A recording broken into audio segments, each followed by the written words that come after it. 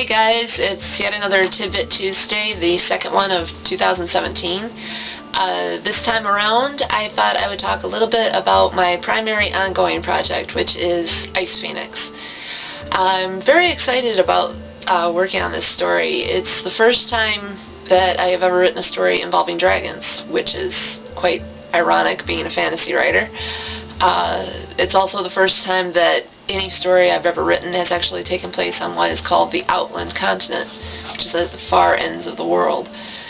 I've been doing a lot of research, not for the Outland continent, because that one I pretty much made up from scratch, but on dragons and the lore surrounding them. And what is going to be rather unique in Ice Phoenix is that it will involve both what is known as the Western dragons and dragons from the Orient. They will both have an appearance to one degree or another. Quite a bit, actually. The dragons have become maybe not the main characters, but foremost in the storyline so far. Of course, that means that there's extensions to the dragons. There's, of course, dragon riders who ride the dragons. There's also priests and priestesses of the dragon deities, which, of course, are the Oriental dragons. In this world, which of course is Kore, and on the Outland continent, the Oriental dragons are more in this world as the spiritual side of things. They're considered gods and spiritual kings and spirits that guard certain places, which has involved a lot of research into the Chinese dragon. For the other side of that coin, there's also, of course, like I said, the more Western dragon with wings and breathing fire. And it's not a matter of good versus evil with the dragon so much as spiritual versus physical. The more Western dragons are the more physical in the story. They are the ones that are ridden and have something of a bond with their riders. This bond moves through things in various levels with the rider, to the point where it can affect a rider's weapon.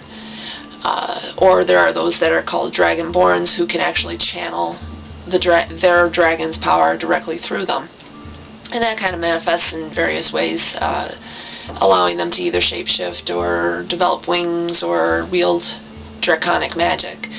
This all surrounds the people known as the Dracens, who are humanoid in appearance, with the one exception that their eyes are dragon-like. They have vertical pupils. Other than that, they could pass for human, with the exception, of course, of their culture and their ideals and their way of life and everything. They're drawn from real world, sort of a cross between ancient China and ancient Germany, which creates a very unique mix, but it seems to be working. They have an empire that dominates the northern half of the Outland continent, while the lower half belongs to the Kingdom of Everreach, which is dominated by humans. And I think I will talk about them next week. I hope I've sparked your interest a little bit about Ice Phoenix and gotten you guys a little bit excited about it, as I most certainly am. I'm having a lot of fun writing this book so far. And even with the research aside, it's been fun and I've learned a lot. And I hope that I'm able to incorporate it all into the story well, to where it comes out more as a story and less as a textbook.